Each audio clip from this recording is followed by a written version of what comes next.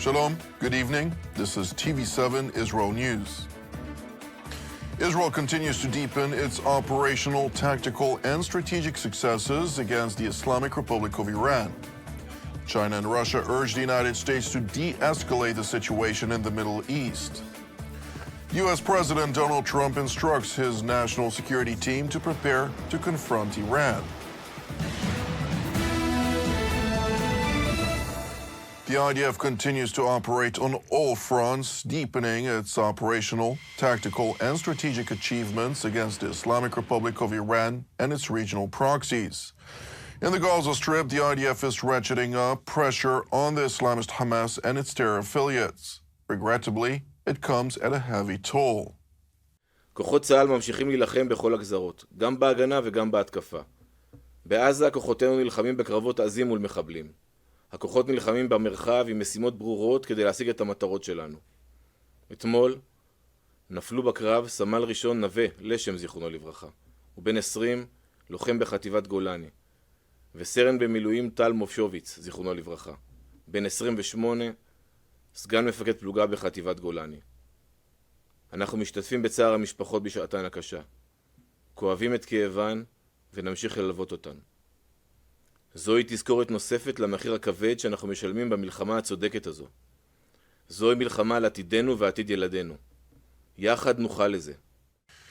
Meanwhile, in Iran, the Israel Air Force intelligence apparatus and Israel's other defense organizations are dealing the Islamic Republic a heavy blow with the newly appointed Ayatollah regime's military chief of staff eliminated merely 4 days after assuming office.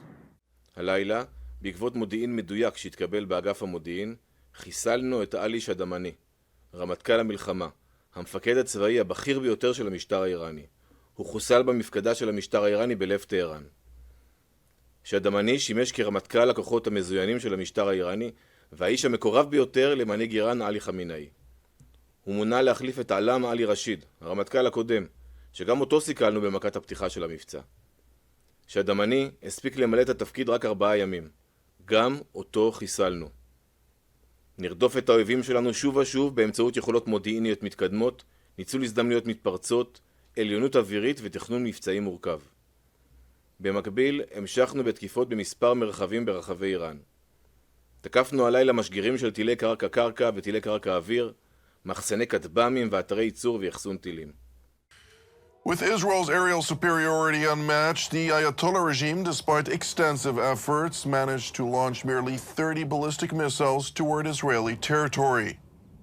הבוקר ובמהלך הלילה שוגרו כ-30 טילים לעבר מדינת ישראל. רוב הטילים יורטו, אך זוהו מספר נפילות. להתנהלות שלכם בעורף יש חשיבות מכרעת. אני חוזר ואומר, אסור לנו להיות שאננים. לאיראנים יש עדיין יכולות וכוונות לפגוע בעורף מדינת ישראל. שמרו על הנחיות פיקוד העורף. ההנחיות האלו מצילות חיים. At one of the impacted locations, a densely populated civilian neighborhood, Israeli President Yitzhak Herzog visited the site where he relayed a stringent message to the evil regime in Tehran. What I've seen upstairs in the destroyed apartment is evil, pure evil in and of itself. And it's evil aimed at innocent civilians all over Israel. But I have news for the Iranian regime. You think you're going to tire us or make us fatigue. You're absolutely wrong. We're a very strong, resilient nation with very strong capabilities in all fields. I think you're feeling it out there in Iran. And I think the Iranian people are fed up and they want change, and so, of course, the entire region. We deserve change. Iran has been, for decades, spreading havoc and terror, radicalizing nations, creating an unstable atmosphere in so many places, having terror cells all over the world, and placing its proxies full of armament to its neck in order to annihilate Israel and, of course, rush to the nuclear bomb. Well, we don't intend to be the scapegoats again, and we are fighting as much as possible. And I call upon the leaders of the free world convening in Canada in the G7 summit. They all should stand up with us and make it clear. 2 things absolutely must. Iran must not have any capability of nuclear weapons, and secondly, bring back our hostages as soon as possible, till the last one of them immediately. Thank you very much. Meanwhile, at an Air Force base, Israeli Prime Minister Benjamin Netanyahu, accompanied by Defense Minister Israel Katz, commended Israel's heroic pilots for their amazing work. חיל האוויר הישראלי שולט בשמי טהרן. בשינוי של כל המערכה. אנחנו בדרך להשיג את שני היעדים שלנו. חיסול האיום הגרעיני, חיסול האיום הטילאי. כשאנחנו שולטים בשמי טהרן, אנחנו פוגעים במטרות האלה, במטרות של המשטר. בניגוד למשטר הנפשע של איראן, שמטרגט את האזרחים שלנו ובא להרוג ילדים ונשים, אנחנו אומרים להם, לאזרחי טהרן, לתושבי טהרן, תתפנו, ואנחנו פועלים. אנחנו בדרך להשיג ניצחון, והדבר הזה נרכש בזכות הטייסים הגיבורים שלנו, צוותי הקרקע הנפלאים שלנו. הם עושים עבודה מדהימה. אני מצדיע לכם, כל אזרחי ישראל מצדיעים לכם, ואני רוצה להגיד לכם, רבים בעולם מצדיעים לכם ומתפעלים מכם. זה חלק יסודי מהתקווה לניצחון שאנחנו נשיג אותו. אז תודה לכם, ובעזרת השם נעשה ונצליח ותמשיכו עד הניצחון. Meanwhile, in Tehran, the Ayatollah regime is relaying mixed messages. On the one hand, they are frantically relaying messages urging the international community to rein Israel in, while on the other hand, they refuse to accept President Trump's diplomatic overtures and are threatening Israel with devastating responses that, with God's help, have thus far failed to materialize. البته ملت ایران و مسئولان کشور در برابر این جنایت سکوت نخواهند کرد و پاسخ مشروع و قدرتمند جمهوری اسلامی ایران دشمن را از اقدام احمقانه خود پشیمان خواهد کرد.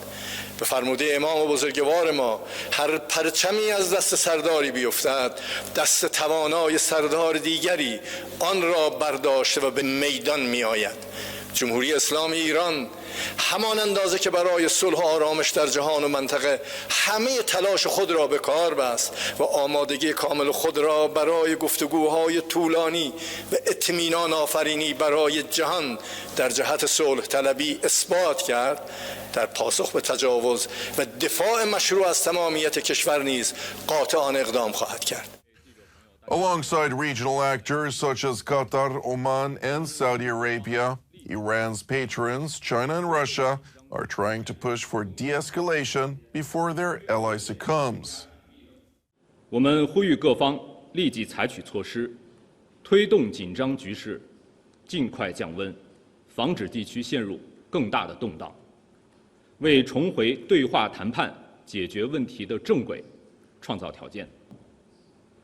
如果以色列同伊朗的冲突持续升级甚至扩大，中东地区国家将首先深受其害。